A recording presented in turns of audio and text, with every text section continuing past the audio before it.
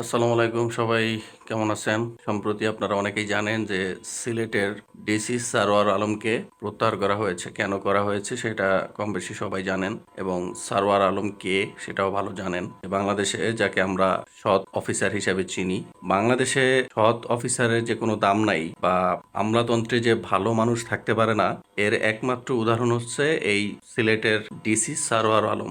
উনি হচ্ছে ভ্রাম্যমাণ আদালতের দায়িত্ব পালন করতেন। তো সম্প্রতি যে কারণে ওনাকে প্রত্যাহার করা হয়েছে সেটা হচ্ছে মাজার যে একটা ব্যবসার কেন্দ্রবিন্দু, এই জিনিসটা সরার আলম বুঝতে পারছেন, এবং সেই জন্য তিনি মাজারের দান বাক্সকে সিলগালা করে দিছেন। এটা হচ্ছে তার 1 নম্বর অপরাধ। 2য় নম্বর অপরাধ হচ্ছে মাজারে যে মাদক সেবন হইতো বা মাদকের যে কারবার হইতো মাজারের মধ্যে, বাংলাদেশের মেজরিটি কি প্রায় সব মাজারেই মাদক সেবন করা হয়ে থাকে। মাজার যদি বলি, উনি চাচ্ছিলেন যে মাদক মুক্ত হোক মাজারগুলো, যার কারণে উনি পদক্ষেপ নিয়েছিলেন। এই কারণেই মূলত ওনাকে প্রত্যাহার করা হয়েছে।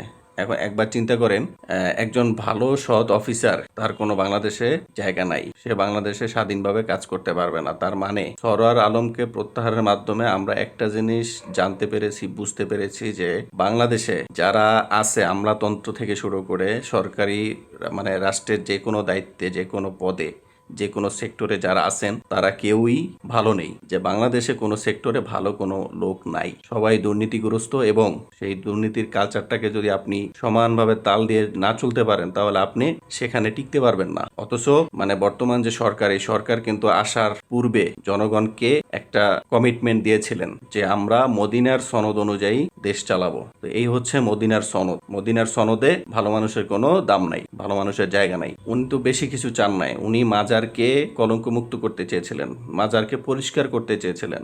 মাজারগুলো আবর্জনায় ভরপুর, এই আবর্জনাগুলো পরিষ্কার করতে চেয়েছিলেন, আগাছাগুলো, যেখানে মাদকের আকড়া বলা হয় মাজারগুলোকে। উনি চেয়েছিলেন যে মাজারে যে টাকাটা আসে, এই টাকাটা যেন মানুষ এখানে না দেয়, কারণ এই টাকাটা কুসংস্কার। মাজারের টাকা দরকার নাই, এটা একটা ব্যবসা, এটা একটা ভাওতাবাজি, আর কিছুই না।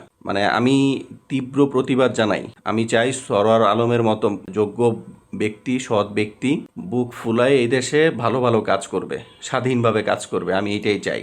এবং তার প্রত্যাহার আদেশ স্থগিত করে তাকে পুনরায় সসম্মানে তার জায়গায় তাকে দেয়া হোক, এবং সে যেন সুন্দরভাবে দায়িত্ব পালন করতে পারে, ভালো কাজ করতে পারে। পাশাপাশি যতগুলো মাজার বাংলাদেশে আছে, যেই মাজারগুলোতে এরকম বিজনেস হয়ে থাকে, মাজারে টাকা উঠে, এই টাকাগুলো সরকারি ফান্ডে চলে যাবে। কোনো জনগণ, কোনো ব্যক্তি এই মাজারের টাকার সাথে সম্পৃক্ত থাকতে পারবে না, এটা রাষ্ট্রীয় সম্পদ হিসাবে নেওয়া হবে।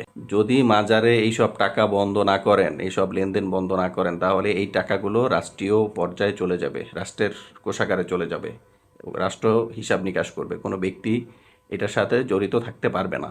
একবার চিন্তা করেন এই টাকাগুলো কোন লেভেল পর্যন্ত যায়, চান্দার হাত কি পরিমাণ লম্বা, একবার চিন্তা করেন।